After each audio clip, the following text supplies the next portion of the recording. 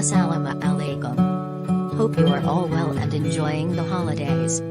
This is the Eid day. This Eid men are busy dealing with animals. I'm busy in kitchen to look after my family. My family is dear to me, so I enjoy cooking for them and happy watching them eating. Well, the health of my dear ones is suprememost to me. Therefore, I don't compromise.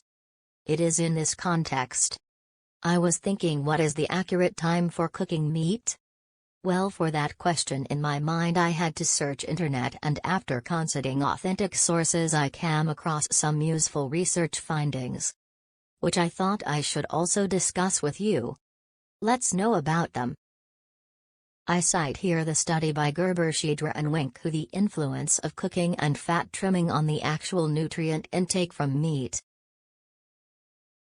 Well, calcium, sodium, potassium, magnesium and phosphorus decreased during cooking in all cuts and cooking processes, while iron and zinc were found to increase in beef. Cooking influences the content of several nutrients in meat in different ways depending on the cut and the cooking process, for example time for cooking, medium, and temperature. To determine how much of the respective nutrients were gained or lost, it is important to compare the contents in absolute terms based on an initial 100 grams of raw meat. To take into account the concentrating effect caused by water loss during cooking, the trimming of visible fatty tissue can result in a major reduction in apparent fat consumption from meat. As trimming is strongly dependent on individual preference, it is difficult to take into account in nutritional calculations. Therefore, more effort should be directed to expanding food composition tables to additionally include values for different degrees of trimming so that consumers can calculate their individual nutrient intake from meat. This is particularly important in view of the recommendation to trim visible fat, given by a number of health organizations. So, the meat should not be cooked for more than 1 hour.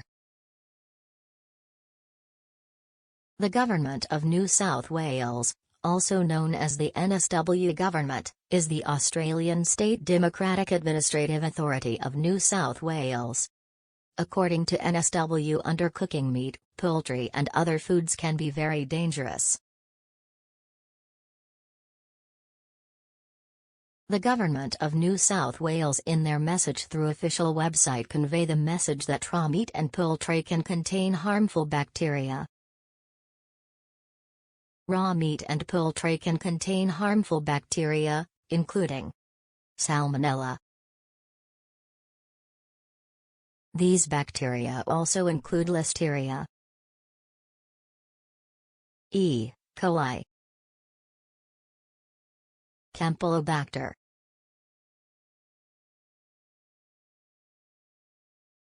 Possible signs and symptoms of Salmonella infection include diarrhea, stomach, abdominal, cramps, fever, nausea, vomiting, chills, headache, blood in the stool.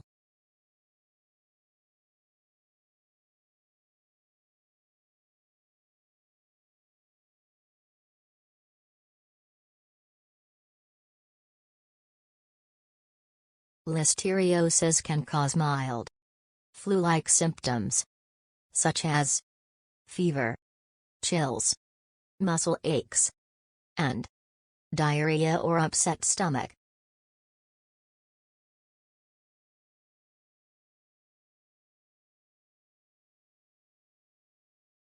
Most types of E. coli are harmless or cause relatively brief diarrhea, but a few strains, such as E. coli 0157:H7, can cause severe stomach cramps, bloody diarrhea and vomiting. Bacteriosis. Get diarrhea, loose stool/poop, which may be bloody, cramping, abdominal pain, and fever within 2 to 5 days after exposure to the bacteria. Nausea or a feeling of sickness in the stomach and vomiting may also occur.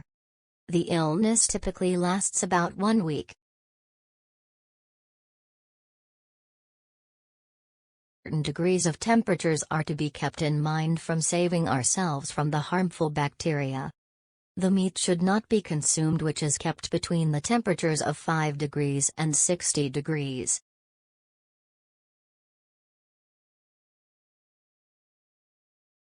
What are the necessary precautions which can be taken to avoid diarrhea and related diseases while consuming meat?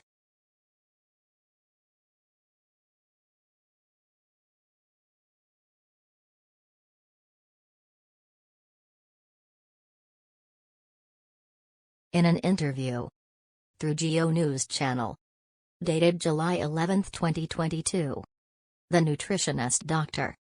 Salma Siddiqui gives some suggestions to people for consumption of food. These suggestions include: do not freeze meat for more than 3 months. Eat raw vegetables with cooked meat or add veggies in meat. Wash meat before cooking but not after sacrifice.